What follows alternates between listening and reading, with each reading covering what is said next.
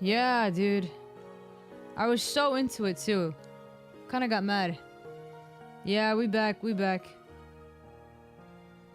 Are we good? Dude, it literally just stopped. The internet just went out. Maybe it's the wind. Okay. Yeah, dude, it's so bad. I really think it's the wind. What's up, Sky? Long time, man. We should play. Or hang out. Or something. But yeah, so let's get back to what we were talking about. Oh yeah? Nice. Did you finish? Yeah, so anyway, so I told you if the power of now directed me to be on this like super like present level, this book itself where it actually helps you understand how to get to the pineal gland in the mind to actually manifest and live as if like you have already reached your goal in a way. It's kind of like but it's not like a fake it till you make it situation where you are living the life that you intend to live in, I would say. But in a way of not lying to yourself. Talking like realistically, you know? Like you manifest like this is what I want and then you work towards it no matter what. And kind of like what I said before about this channel where like I really want this channel to work. And it'd be amazing if it did. The possibilities of where it could go in my mind is endless. And so this book got me to meditate and write in journals write in my journal every single day. And I'm about to finish my second journal. I think I need 2 more pages. Yeah. I need this page left. And then I finish my second journal. It's, you know, the world is yours. You can write whatever you want in it. Sky, I'm hoping you're staying warm because this one sucks. But yeah, this book, he backs it up with science. He backs it up of how the mind works. He backs it up with stories. And his own experiences. I buy a specific brand. I go to Target and I just see which ones that I like. And so far I've bought the same brand but different designs. It has like a leather cover. It has like a leather cover. Which is nice.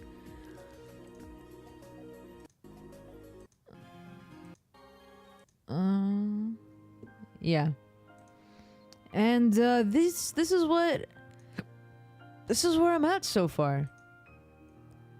It's truly where I'm at. And yeah, I finished this one and now I'm reading Breaking the Habit of Being Yourself, which is also like a separate book but by him, but it kind of means the same thing. I kind of wish I didn't buy it because it essentially talks about like the conclusion of or the higher understanding, the higher depth explanation of this book. But, you know, I'm already in too deep. I gotta do it. I have Atomic Habits next. I have Ikigai, which is a Japanese way of thinking. Not Japanese way, like a Japanese influenced, I would say. Bye, Sky. See you later.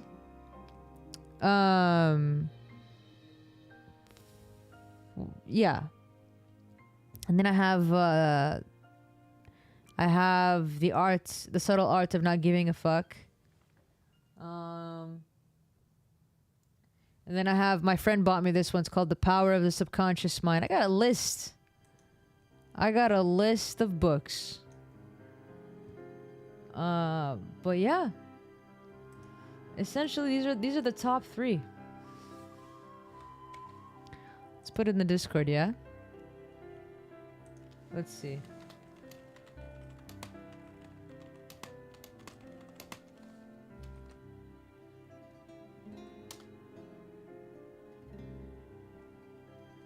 There we go.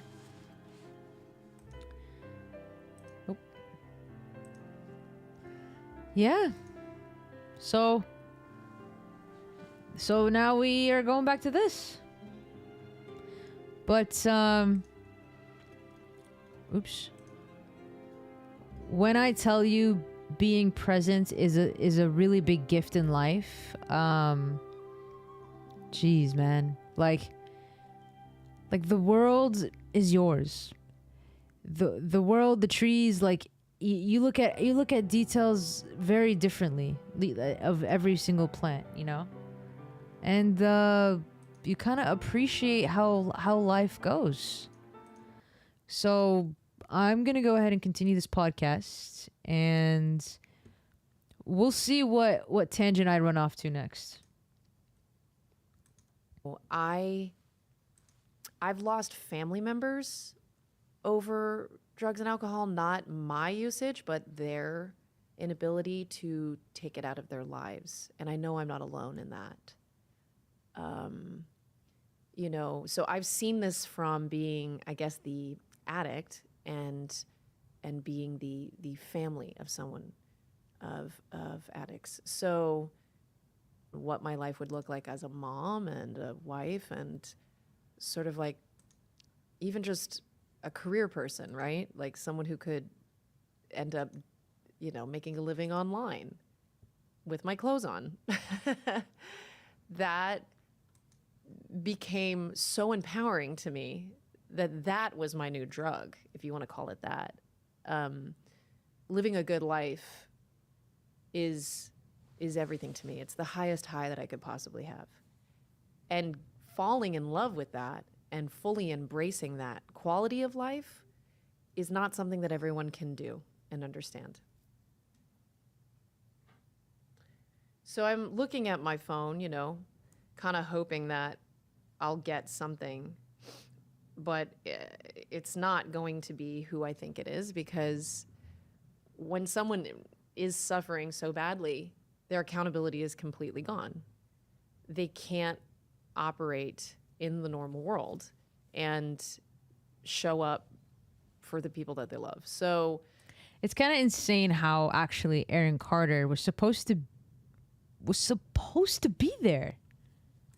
Or even, you know, the people that they respect, because it's unfortunate that, like, you know, my guest seemingly has a good heart and has representatives that, you know, want to take care of that person. And I think that's wonderful for them that they have even one person that's like. At least she spoke with a good heart.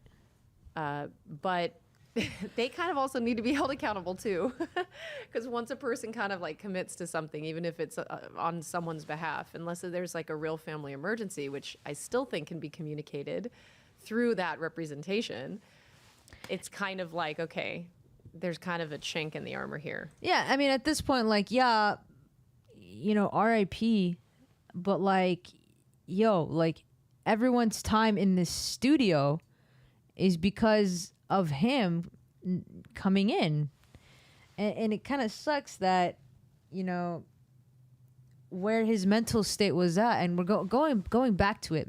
Mental health is just super hella important. And I wish I can look back on the chat, because I really hate how my stream is going today. It's really bad. It is really bad, and the wind is not okay. But Matt, I wanted to see, like, back on one of your chats that you said that you kind of struggle with that as well. It's important to always, like, check yourself and check your state all the time, because in the end, it's like people are only going to help you so much. And if you don't start helping yourself, how are people gonna, if you don't even respect yourself, it's gonna be hard for other people to respect you. And that's a harsh way to say it. That affects my time away from being with my family, etc. Right. That's exactly what I just said. And I'm not offended at all. I just want to say that. But I do want to take the time that I have instead of just sitting waiting for my next guest, who I know will be on time with lots to say. And kind of like reflect on what this is doing to me. And so yes, like not having someone show up for you, it can trigger you. 100%. 100%. And it can make you feel a lot of things, but it's also something that I can choose to empower me, right? Like I can say, okay, I see myself in this. No, that's true. But the first step is to understand that if you do not want to help yourself, then other people won't. But if you do, people will welcome and support you with the biggest open arms. Biggest open arms, you know, and it's just, you know, I don't know. It's just that's how it'll go. Well, let's see. I think trees are going to be falling down soon. Let's see. My kilobits per second has been very low. Can we up it to like... We need it to like 10K.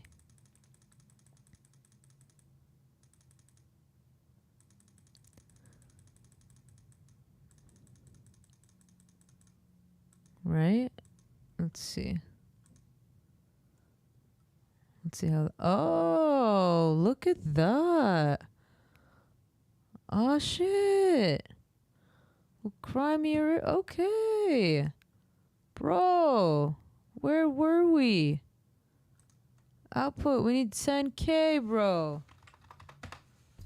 10,000. Let's go. Oh, I think that's too much. Absolutely. I'm down too. I'm always down. Well, the kilobits per second is much better now. In my 20s, right, a lot of the reason why I feel like my career did not sort of continue to stay on a really strong path of like being someone who like went from, you know, guest star to guest star, or just like the reason why I didn't continue to pop up on mainstream television and movies was because I was not focused and I was not accountable and I was not somebody that I think in a sea of other young actresses, somebody was like, I want to hire this person because they're going to show up and they're going to be their best self. And I didn't carry myself like I had any value. I didn't see and understand who I was at all. And, you know, that does get you into a lot of trouble in Hollywood. Like if you What's don't up, Abdullah? 100% Salam, salam. have a vision of where you're going, who you are now, what you want, what you don't want, what you're willing to deal with, which is always a sliding scale for some people, I guess.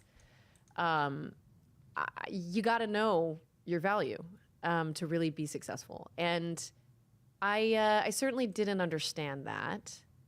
And it led me astray, and it led me farther away from really being in love with this industry.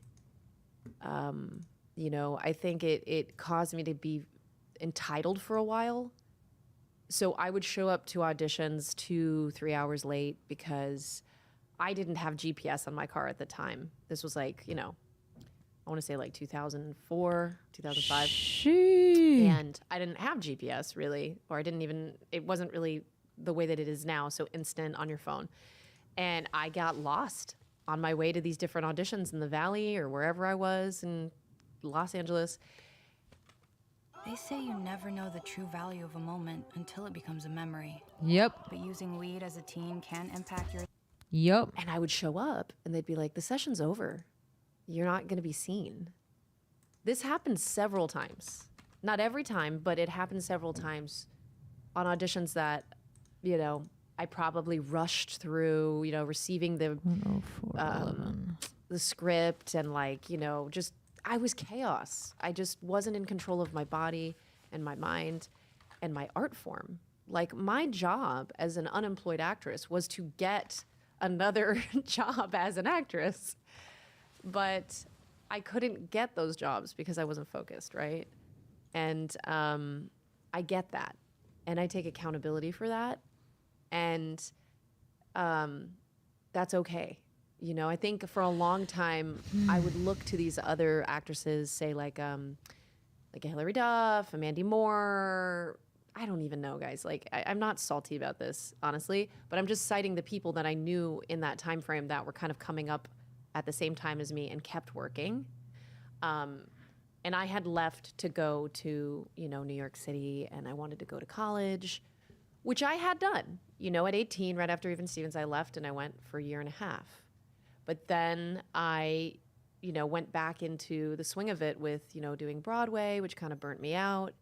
And then after Broadway, I went back to LA and did like a book deal and a record deal. And I had like this whole wave of crazy that I think my chaotic mindset was buried.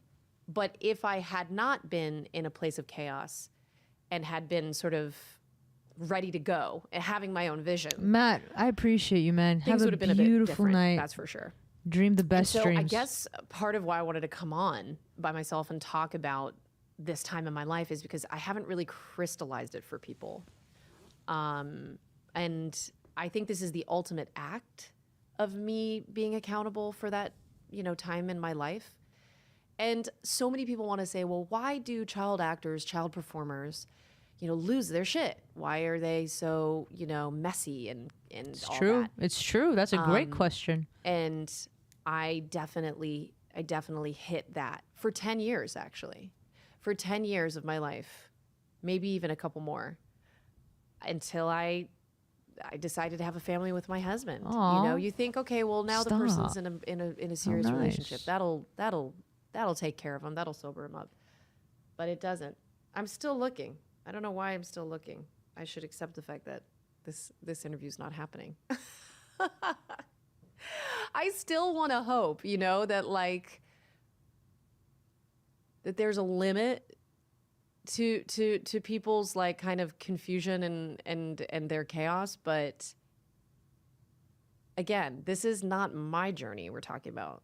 Like this does not affect me. I'm not going to let it affect me. I'm going to take the time that I had allocated for someone and I'm going to chat. Cuz how many chances will I get to chat with you guys in this beautiful set? With nothing else, no kids like upstairs, like when I'm home in my green screen set. This is really cool. I also want to just take a second to thank like my amazing producer and my other producer, I guess, Lee Citron and Elizabeth Wyndham. And I'm here now at Podhead Studios in Los Angeles, which is like, I guess, my husband and Lee and Dan, Levy Dagerman, like there's a really great team in place, you know, that when I was in my 20s could have never have seen myself in a position of power and a position of collaboration and equality and true creativity, which doing this podcast has given me a platform to do. You guys listening and watching, this is a relationship that I don't take for granted. I listen to the comments. I hear what you guys think and have to say. I know the people that are positively affected by my content, and it matters to me quite a lot. Every person that sits down next to me or has given me time, even remotely in previous episodes, they matter to me as if they are my family. Maybe that's a good thing and maybe that's not a good thing. But I will tell you this.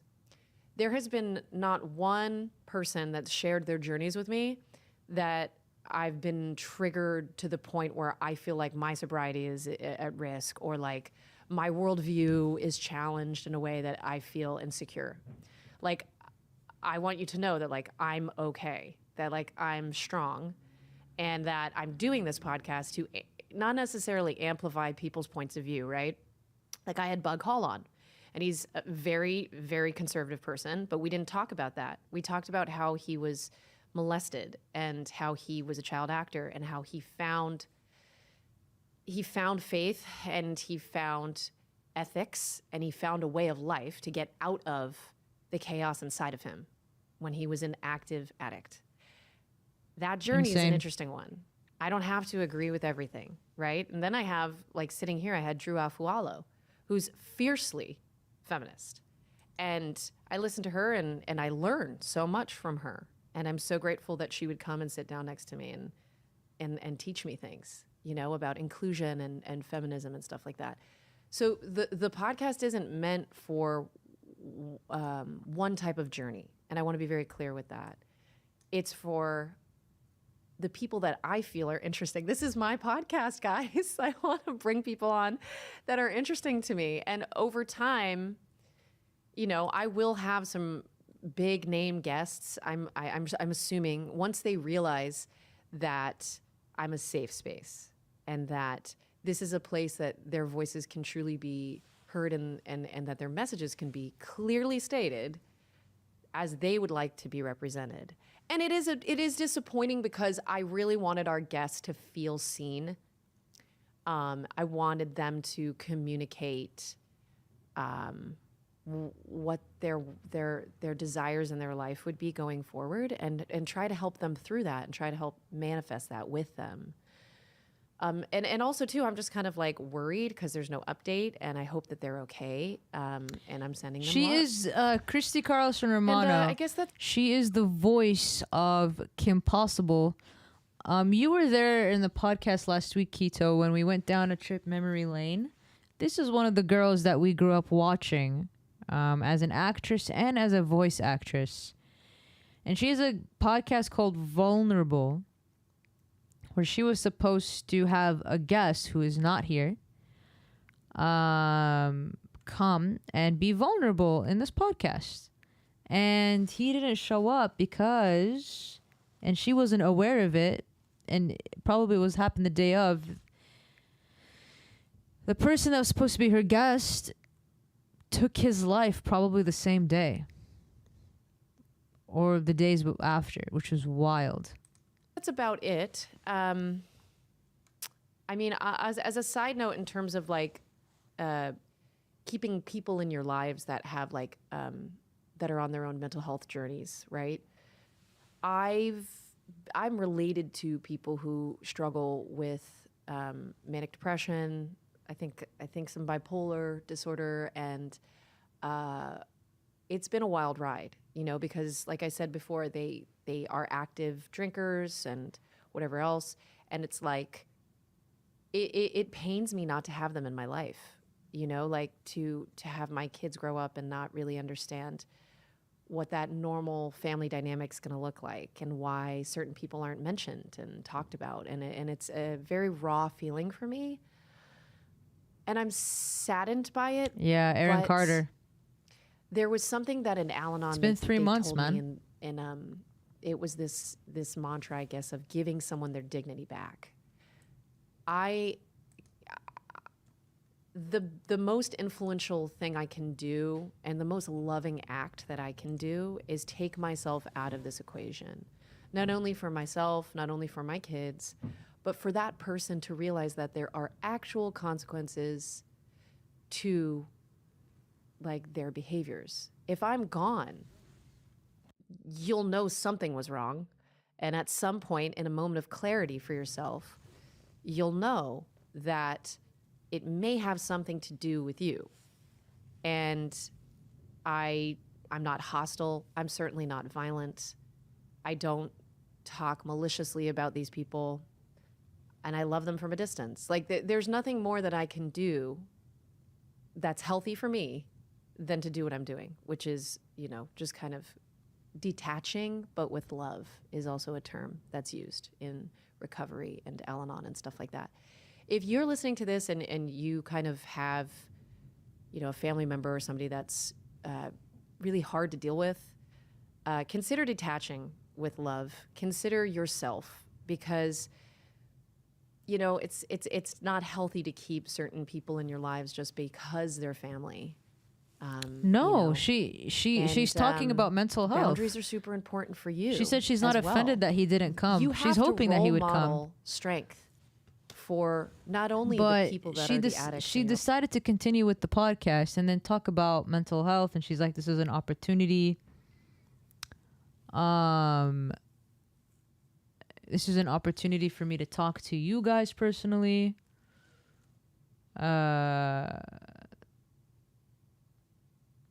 And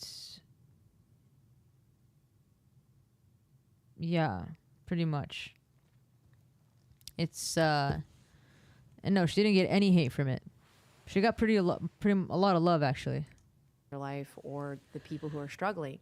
But for the people like your kids or your younger family members who need to be like you, so that you can break those like generational problems, there's ways that we can heal together. I believe this through mentorship. Hey, do you ever walk into a room and completely forget why you're there? Yeah, totally. It's something that is a recurring theme I talk about on the podcast with other child actors. And just, I'm realizing it in general. It's like, look, we've lost the concept of a village, like the village coming together and raising each other up.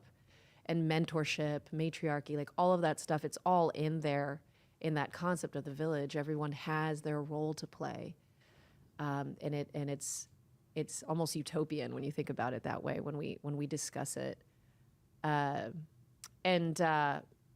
think that assigning yourself that role of just living your best life and being the best person that you can be is playing your part in a village that you create. To be honest, dude. You know, like you are the village. Every part of your healed self represents a part of that village for someone in your family. And with truly understanding your boundaries with folks to create a healthier lifestyle for yourself and the healing that, having these people in your life is traumatizing. Dealing with their stuff, it does affect you. And those feelings really do matter because it could take you down if you let it, right? So I honestly, like, I look at the times and the decades that I had these family members in my life, and I don't really have a lot of positive memories. I have an overwhelming amount of negative memories. That sucks. With anything that was important. Anytime that I would try to come to them with something or celebrate something with them, it became a mess, and that's sad. But I need to move on. I need to. I need to find my own family, my own community. Nothing is more healing than if you can find community. And, I felt very isolated when I became a new mom. And I found the moms of TikTok. I found a lot of community in other moms in my area. And I just felt really so part of something by becoming a mom. And a lot of other moms are similar to me. And I'm talking about moms from all different backgrounds. A lot of us want to employ gentle parenting approaches, and we want to change how we talk to our kids and connect to our kids. And that feels extremely unifying for me personally. But, we love her. Community, as we've mentioned, is an amazing, loving community, super inclusive, and folks that are coming to terms with their bisexuality or their, gender fluidity, their identity in general. Like, there's a home there. There's more inclusivity in I met her before. different communities these days. They're more visible, and you can find them. I want to be personally invulnerable. love TikTok. I think it's a really great aggregate for community and niche communities at that. Just through searching a hashtag, you can become part of a whole world. I've seen a lot of positives come from that. So, there's that. Community is important, and you can sometimes choose who your family is to you. I want to ask a couple questions that I was going to ask my guest to myself before I wrap up this solo episode of Vulnerable. Who would have thunk it? Aw. Let's see. I told you about my childhood. I've told you about my yeah. family dynamic. The Alchemist, dude. I've told you even about my I current gotta reread that relationships one. in my family.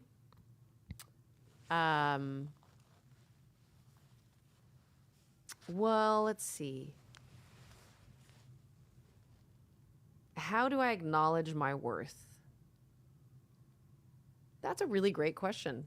I acknowledge my worth slowly. I think it's really important that as like quick or as slow. I my appreciate platform you too. grows. Thank you for Like, as coming many first, and people thank you for that coming watch back this to all episode my in particular versus failed another one. attempts I don't of actually want to have streaming. my worth associated with the algorithm and Good numbers. night. Vulnerable, like I said, this is a space that's meant for like authentic connection, and it's not sponsored content. You know, this is a very different type of project that I'm trying to bring to you. And so my worth, albeit, is very capable of producing sponsored content, like on certain platforms for myself. I enjoy that. It helps feed my family. You know, it helps build up my savings account so that I can do things outside of the industry with my life. You know, it's like that's important. And I don't think we should shit on, you know, folks just trying to make a living. Like, I don't think it's something that is interpretive. It's their platform to do what they want. If people want to come to the table and say, hey, like, you know, brand name of massive supermarket here, like, could you please post like, you know, Halloween decoration content? And I'm like, heck yeah, I was already gonna go to that store and buy that What is it Halloween about? decor. So if you pay me, that's gonna work great. My worth is not as transparent as people might think it is, and I love that about my almost turning 40. Woof.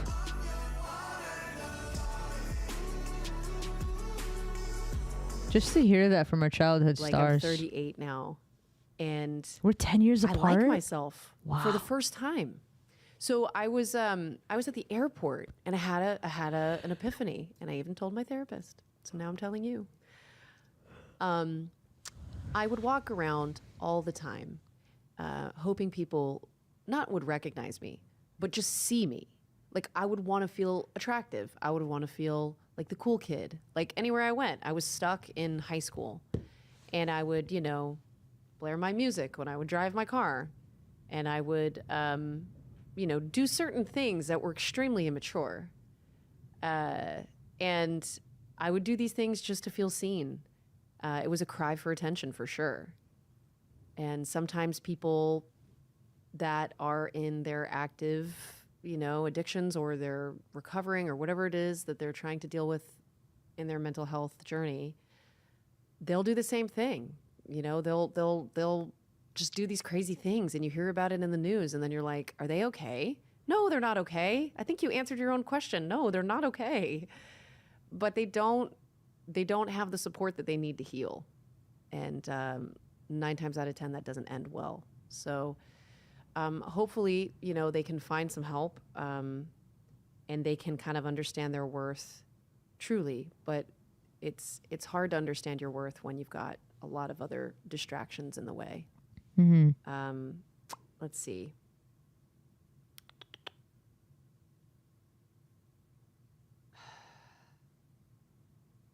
Hopes that I have for the future.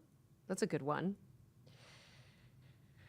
Yeah, there's 2 more questions that you'll have to suffer through with your host, Christy Carlson Romano, answering. Okay? I hope you're still listening. Oh, man. My hopes for my future are that I want... It's cute. I enjoyed this one. I want to grow my bank account. And I don't think there's shame in that, because I've had money, I've lost money. Oh, interesting. And I am trying to be financially fluent. with my husband, and we are working towards What are the poems about that various really moved you? podcasts, and we're building things together, and it is so gratifying to be, in love with my best friend, my baby daddy, and somebody who I truly admire. We've been through a lot, and to finally come to a place where we can both succeed and have it be with each other, by each other's side. It's really unique, and that blessing is not. I'm fully aware of that blessing. And so, yeah, like that's like my hopes for the future is that I can build more things out with my partner, my husband. And then eventually, though, I he has his own things, and I want him to be doing all of those things. And I kind of want to stop this social media grind at some point. I'm going to be really vulnerable with you and tell you that. Like, I don't want to be having to create content for the rest of my life. There was a time when I wanted to be a director, and I still do. Like, I still very much want to direct, certain amount of It is hard to films, make content all the time. in my lifetime that are, have magical realism, have kids in them, are a set that's a safe space for minors. Like that's a really big goal of mine. I would love to give that experience to kids, and then also make a really great movie. Wow, to have that like a Goonies or title Teen of Witch, or an like those astronomer things that I and grew a up math on. guy? And That's wild. I think that would be a lot of fun to direct those things. But in the meantime, you need capital. And when And you're in a kid like addition- me that didn't have money growing up, He writes poems? and Wow. you didn't manage your money that you had, capital, you realize, and investing your money wisely, and maybe having some real estate, which I don't have yet, all of that stuff's super important to have. So I wonder how much she burned out. I'm trying to build that up so that I have a little bit more independence from the social media grind. And those are my hopes for the immediate, I'd say like 2 to 3 years. And I'm going to keep doing that, and I'm going to keep working hard, and hopefully making content that's authentic, and people will invest in me as a person, as a host, as a brand, because what you see is what you get, babe. And then this last question, it's a good one. If I could offer any advice to my younger self, what would that be? Be sober. I've said many things on this in other interviews and whatnot, where I've said know your worth, add tax, set your boundaries. But I'm going to say something different today. I'm going to say to be kind. If there was anything that I could have told myself then, was to stay soft, because there were so many adult forces at play when I was growing up. My parents were always fighting about money. And I was always having to work hard in a working environment that was an adult place, right? And that felt very hard. The rejection that I got growing up, not getting this job and not doing that, it was all very hard. And I remember having these conversations with myself as a kid, trying to negotiate what it would feel like if I just got tougher. Dang. And there was this little part of me, my inner child, I guess, that was basically no, stay. Abdullah, I'm gonna end the stream. Don't be like that. I'm just 100. I guess today the software is not in my favor. It keeps turning off on me. I don't even know if you're seeing this right now. But I'm going to end the stream. I hope to see you tomorrow. But I gotta see what's going on here. I'll see you later.